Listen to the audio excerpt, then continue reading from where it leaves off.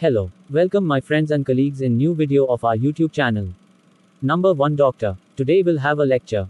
Hope you enjoy, get benefits. But before we start the lecture, do not forget to subscribe to our YouTube channel Number 1 Doctor. Like the video, share the video on social media. Follow us on our social accounts below the description. If you have any ideas, leave it in comments below the video. Okay, doctor. Can we start the lecture now? Okay, we will start soon. Hello. Today I will talk about Meckel's diverticulum. Okay, doctor, what is the Meckel's diverticulum? Meckel's diverticulum is the most common congenital anomaly of the gastrointestinal tract. It results from incomplete obliteration of the vitelline duct leading to the formation of a true diverticulum of the small intestine. Meckel's diverticula are uncommon and often clinically silent, particularly in the adult. Asymptomatic Meckel's diverticulum may be discovered during abdominal exploration for the evaluation of unrelated pathology. Less commonly, they are found incidentally on diagnostic imaging. When symptomatic, Meckel's diverticulum may present with abdominal pain or symptoms of gastrointestinal bleeding or bowel obstruction. What is the anatomy and embryology of Meckel's diverticulum? Meckel's diverticulum is a true diverticulum containing all layers of the small bowel wall. They arise from the antimesenteric surface of the middle to distal ileum. The diverticulum represents a persistent remnant of the omphalomcenteric duct, which connects the midgut to the yolk sac in the fetus. The omphalomcenteric duct normally involutes between the 5th and 6th weeks of human gestation as the bowel settles into its permanent position within the abdominal cavity. The persistence of the omphalomcenteric duct beyond fetal development may result in a variety of anatomic pattern including omphalomcenteric cysts, omphalomcenteric fistulae that drain through the umbilicus, and fibrous bands from the diverticulum to the umbilicus that predispose to bowel obstruction. The most common form is a diverticulum without additional attachment, commonly referred to as Meckel's diverticulum. The rich blood supply to the diverticulum is provided by the vitelline artery, which is a branch of the superior mesenteric artery.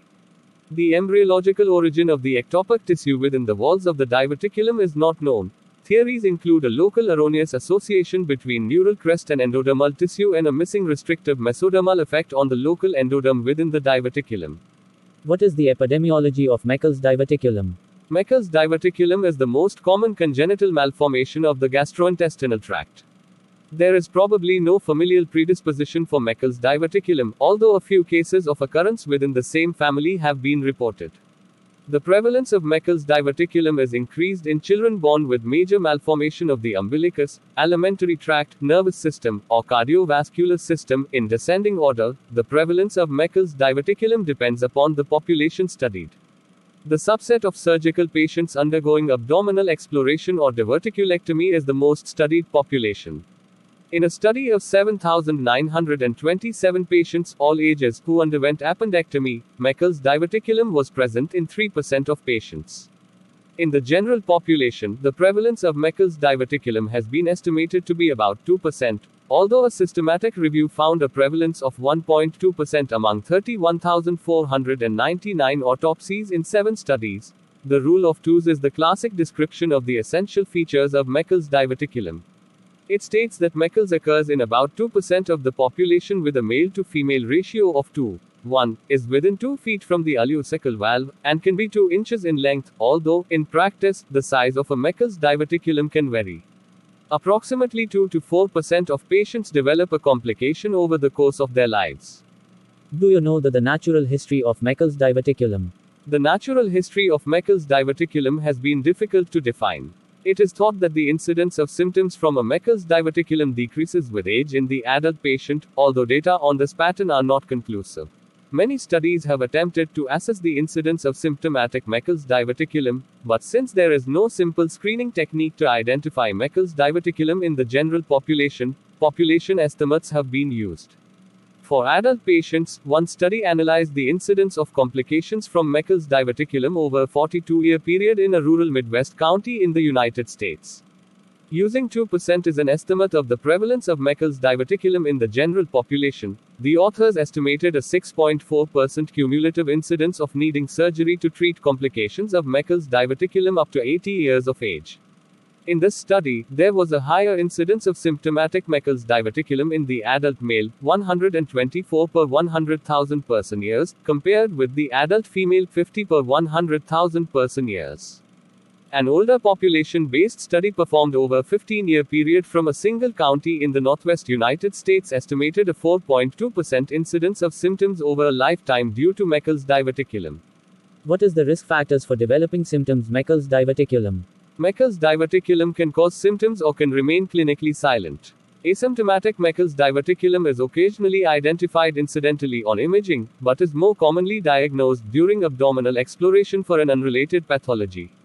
Clinical features significantly associated with an increased risk for developing symptoms in patients with a Meckel's diverticulum identified on logistic regression in a study of 1476 patients followed over 50 years at a single institution included: age less than 50 years, male sex, diverticulum length greater than 2 centimeters, presence of histologically abnormal tissue. A broad-based diverticulum has been shown in other studies to be prone to complications. The presence of fibrous bands attached to the diverticulum may also have significance. The proportion with symptomatic Meckel's diverticulum when only one criterion was met was 17%. When 2, 3, or 4 of the first of these criteria were met, the proportion increased to 25, 42, and 70%, respectively. Although the presence of histologically abnormal tissue is the most important of these factors, whether to obtain an imaging study, i.e., Meckel's scan, to identify heterotopic tissue is controversial, since prophylactic removal of Meckel's diverticulum found on imaging alone is generally not supported by the available evidence. What is the clinical presentations of Meckel's diverticulum? Meckel's diverticulum is usually clinically silent, but can be found incidentally, or can present with a variety of clinical manifestations including gastrointestinal bleeding or other acute abdominal complaint. Between 25 and 50% of patients with symptoms present under 10 years of age. Meckel's diverticula that contain ectopic gastric mucosa are generally associated with bleeding. Those that do not may remain silent or present with non-hemorrhagic symptoms such as bowel obstruction or diverticular inflammation, Meckel's diverticulitis, or perforation. Many of the case series documenting the clinical presentation of Meckel's diverticulum include both pediatric and adult patients, and it is difficult to define any true difference in presenting symptoms between age groups.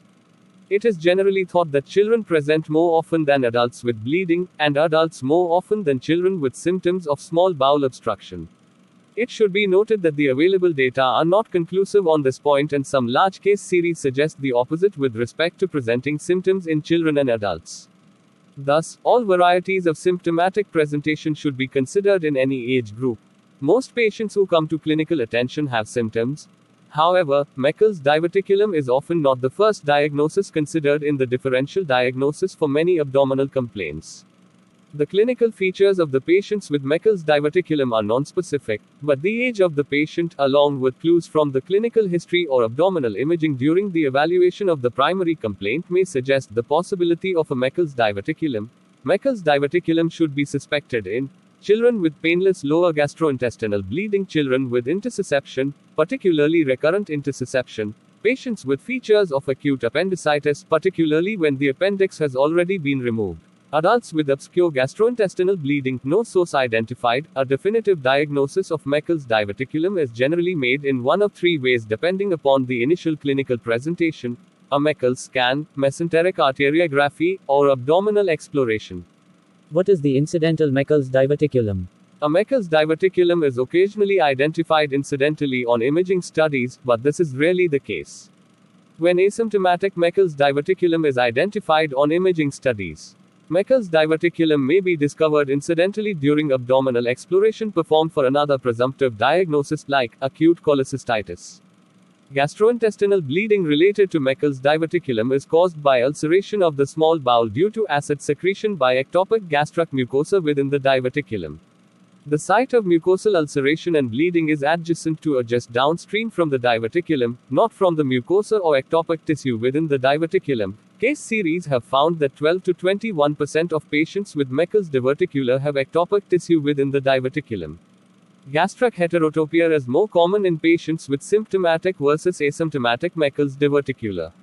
In a systematic review, 43% of symptomatic patients compared with 12% of asymptomatic patients had heterotopic tissue contained within the Meckel's diverticulum. Although the most common ectopic tissue is gastric in origin, pancreatic and duodenal mucosa has also been identified. What are the signs and symptoms of Meckel's diverticulum? Bleeding from Meckel's diverticulum may be chronic and insidious or acute and massive. Although the incidence of each type of bleeding is poorly reported in the literature, transfusions are uncommonly reported for Meckel's associated bleeding. Children often present with dark red or maroon stools, while adults typically present with melena, which may be attributable to slower colonic transit time in adults. The abdominal examination is typically benign in patients with gastrointestinal bleeding. Laboratory studies obtained in patients with gastrointestinal bleeding may be consistent with volume depletion or anemia, but do not help distinguish Meckel's diverticulum from any other source of gastrointestinal bleeding. Similarly, plain abdominal radiography in patients with gastrointestinal bleeding is nonspecific. Bleeding diverticular cannot be seen with computed tomography (CT). Adult and pediatric patients with gastrointestinal bleeding are initially evaluated using standard algorithms. Patients who present with gastrointestinal bleeding may undergo routine upper or lower gastrointestinal endoscopy, neither of which can demonstrate a Meckel's diverticulum. However, Meckel's diverticulum has been identified using advanced endoscopy techniques, double balloon enteroscopy, capsule endoscopy, but these studies are not routinely obtained. How can you reach the diagnosis? Children and adults who present with symptoms of bowel obstruction without evidence for an abdominal wall or groin hernia, or adhesions from prior surgery, may have a Meckel's diverticulum as the source of obstruction. A suspicion for Meckel's diverticulum should be higher in children presenting with symptoms of bowel obstruction, particularly in those who have a recurrent intussusception following successful reduction, compared with adults. In children who present with multiple recurrent episodes of intussusception, a pathologic lead point should be suspected. Diagnostic options in this setting include a Meckel's scan or diagnostic laparoscopy to evaluate for a Meckel's diverticulum or other lead point. In adults, malignancy is more often the lead point and surgical reduction of the intussusception is not recommended. Rather, the affected small intestine should be resected en bloc for pathologic examination. Meckel's diverticulum may be identified in the resected specimen. During abdominal exploration for bowel obstruction, the bowel should be evaluated methodically, as it can be easy to miss a short diverticulum or one that is adherent along its length to the antimesenteric border of the ileum, particularly with laparoscopy. What are the differential diagnosis of Meckel's diverticulum? The differential diagnosis of Meckel's diverticulitis includes any etiology that can cause lower abdominal pain. Meckel's diverticulitis is clinically indistinguishable from other more common intraabdominal inflammatory conditions. Meckel's diverticulitis is frequently confused with acute appendicitis, colonic diverticulitis, or inflammatory bowel disease. A preoperative diagnosis of Meckel's diverticulitis is made in fewer than 10% of patients with a Meckel's. Acute appendicitis is the most common preoperative diagnosis. What are the treatment options? Patients with suspected Meckel's diverticulum are initially managed according to their clinical presentation. If Meckel's diverticulum is found to be the source of symptoms, we resect the Meckel's diverticulum. Whether to resect asymptomatic, incidentally discovered Meckel's diverticulum is controversial. Based upon the natural history of Meckel's diverticulum, evidence from systematic reviews, and our clinical experience, we use the following approach to manage asymptomatic Meckel's diverticulum. For children and adults with Meckel's diverticulum discovered incidentally on imaging studies, we suggest not performing elective resection. For asymptomatic Meckel's diverticulum identified during the course of abdominal exploration, we suggest resecting the diverticulum in most children. Up to young adulthood, otherwise healthy, we suggest resecting the Meckel's diverticulum in otherwise healthy, young adults, less than 50 years of age, if there is a palpable abnormality. The Meckel's diverticulum is longer than 2 cm, or the Meckel's diverticulum has a broad base greater than 2 cm. We suggest not resecting the Meckel's diverticulum in patients greater than 50 years of age, unless there is a palpable abnormality associated with the diverticulum. Initial medical management of symptomatic Meckel's diverticulum is directed toward managing the clinical manifestations that brought the Meckel's diverticulum to clinical attention. Intravenous lines should be placed and fluid and electrolyte therapy administered, as needed. Patients with symptoms and signs of bowel obstruction may require nasogastric decompression. Patients with gastrointestinal bleeding should be initiated on proton pump inhibitor therapy. The use of proton pump inhibitors does not alter the sensitivity or specificity of a Meckel's scan. Aluminum hydroxide should be avoided. Symptomatic Meckel's diverticulum refers to clinical manifestations related directly to the diverticulum, which may include gastrointestinal bleeding related to heterotopic gastric mucosa, bowel obstruction related to intraluminal obstruction, adhesive bands, herniation of the diverticulum, Litter's hernia, and diverticular inflammation, Meckel's diverticulitis. We resect symptomatic Meckel's diverticulum in children and adults to relieve symptoms. Resection technique. Meckel's diverticulum can be resected by simple diverticulectomy, excision of the diverticulum at its base, or by segmental small bowel resection and primary anastomosis. These procedures can be performed using hand-sewn or stapling techniques via an open or laparoscopic approach. There are no studies comparing the various techniques for resecting Meckel's diverticulum. Diverticulectomy is most easily performed using a linear gastrointestinal stapler applied to the base of the diverticulum. However, we suggest segmental resection if the small bowel lumen is in jeopardy of being narrowed, a palpable abnormality is present at the base of the diverticulum, or the neck of the diverticulum is wide, greater than 2 cm. When gastrointestinal bleeding is the primary clinical manifestation, we suggest segmental small bowel resection rather than simple diverticulectomy. Segmental resection removes the gastric mucosa within the diverticulum as well as the mucosal ulceration located in the adjacent small bowel. There are no definitive data proving superiority of segmental resection over diverticulectomy. Diverticulectomy alone has been used in the setting of bleeding and appears to be safe with a low incidence of complications.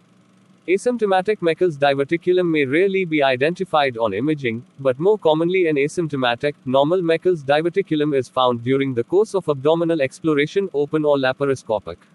In patients with Meckel's diverticulum discovered incidentally on imaging, we suggest not performing elective resection.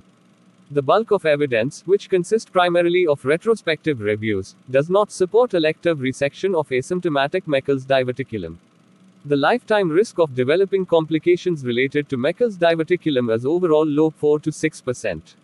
A large number of elective Meckel's resections would need to be performed to prevent a single death related to complications from a Meckel's diverticulum. In one study, to prevent one death would require removing approximately 800 asymptomatic Meckel's diverticula, unnecessarily exposing these patients to the risk of surgical complications. Management of a normal appearing Meckel's diverticulum identified during abdominal exploration is controversial. Although this issue has been evaluated in multiple case series and systematic reviews, there are no definitive prospective data supporting resection over no resection. Since most published studies combine adult and pediatric populations, it is difficult to define an appropriate algorithm for resection based solely upon age. Comparisons are further complicated by the varying definition of child used by various surgeons. Some surgeons suggest leaving incidentally detected Meckel's in situ regardless of age. Others advocate resection of all incidentally detected Meckel's diverticulum because gastric heterotopia in the resected Meckel's specimen is a common finding. When asymptomatic Meckel's diverticulum is identified during abdominal exploration, we do not routinely resect all Meckel's diverticula, rather we take into consideration the patient's clinical status, their lifelong risk of Meckel's related complications, and anatomic features associated with developing symptoms. A risk score has been used by some to guide decision making. We suggest a selective approach resecting the Meckel's diverticulum in otherwise healthy, young adults, less than 50 years of age, with anatomic risk factors, length greater than 2 cm, broad base greater than 2 cm, palpable abnormality, fibrous bands, associated with Meckel's complications. Patients without these features should not undergo Meckel's resection. Older patients greater than 50 years, and those with medical comorbidities should not undergo resection of incidental Meckel's, unless there is a palpable abnormality. This selective approach is further supported by a systematic review that compared complication rates of patients with resected asymptomatic Meckel's diverticulum with those who did not undergo resection. Mortality associated with Meckel's resection was overall low, but among those who died, 94% were older than 44 years of age. The incidence of perioperative complications was significantly higher in those who underwent resection of the Meckel's compared with those who did not, 5.3 versus 1.3%. In 4 studies, 91 patients were followed for a variable period of time after an incidental Meckel's diverticulum was left in situ. No patient developed clinical manifestations. The risk of complications of Meckel's diverticulum may be higher for children compared with adults. In a review of 74 children, the risk of Meckel's related complications in children under 2 years and between 2 and 8 years of age was significantly higher compared with children older than 8 years. Thus, some surgeons have suggested removal of all asymptomatic diverticular in children younger than 8 years of age. Our practice is to resect Meckel's diverticulum incidentally identified on abdominal exploration in most children. The Meckel's diverticulum can remain in place for selected children medical comorbidities provided risk factors associated with complications of Meckel's diverticulum are not present. Patients with asymptomatic Meckel's diverticulum that remains in situ should be counseled regarding potential future symptoms. If symptoms do develop, the Meckel's diverticulum will require resection. What are the perioperative morbidity and mortality?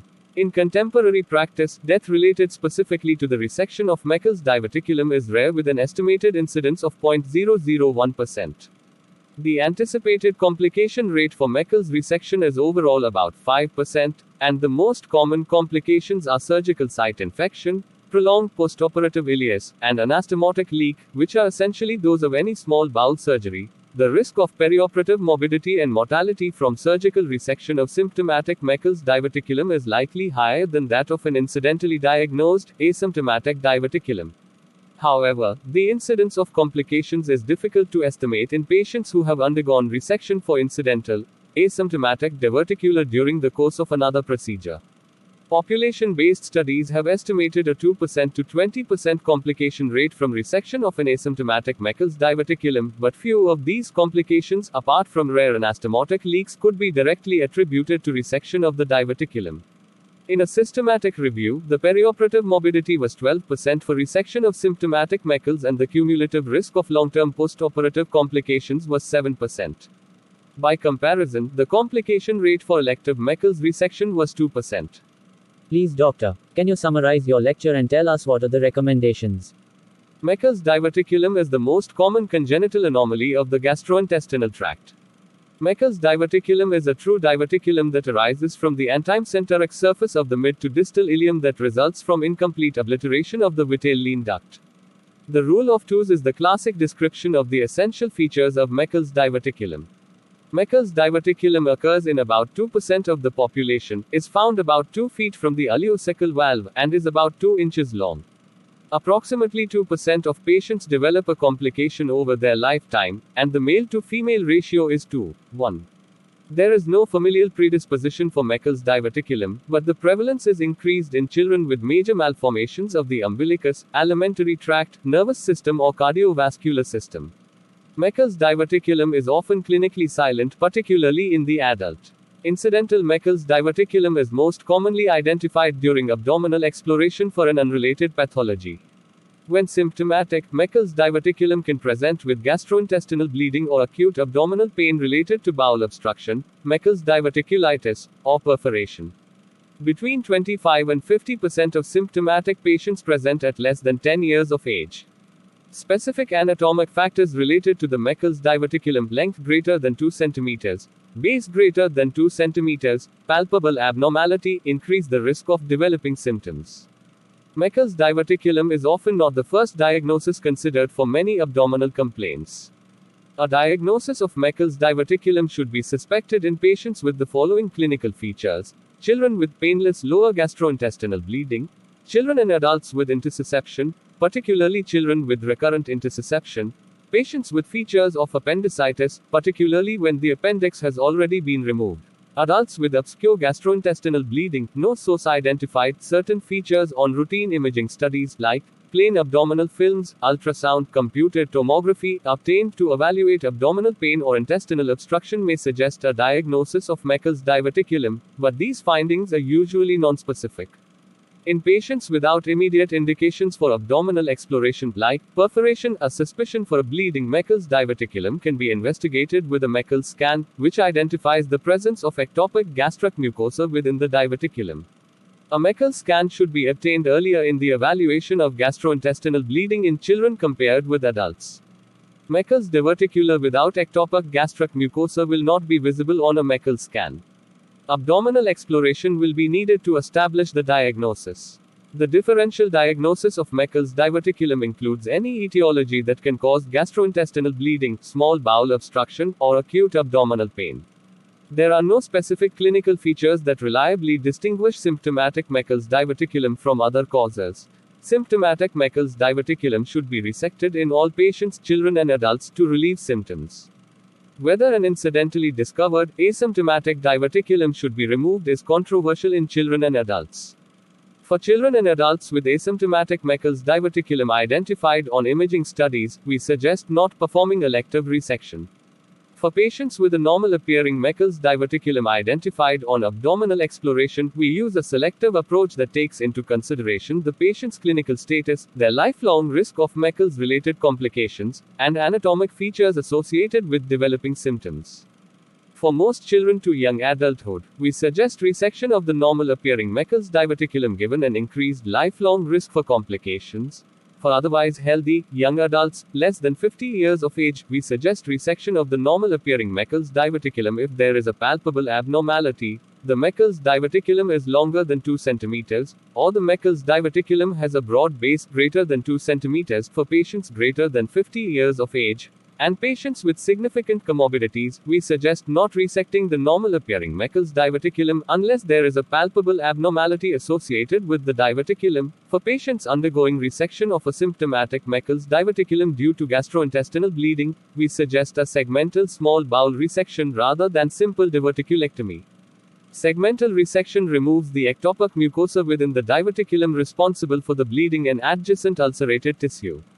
Death related to resection of Meckel's diverticulum is rare. The anticipated complication rate for Meckel's resection is overall about 5%. The most common complications are surgical site infection, prolonged postoperative ileus, and anastomotic leak, which are essentially those of any small bowel surgery. Thank you, Dr. Atf Ahmad, for your excellent presentation. Thanks for all. Hope all enjoyed the lecture. Thanks for watching. Hope to see you again in next lectures and presentations. Do not forget to share and like the video. With my best wishes, Dr. Atf Ahmad, and visit my website, dratf.net.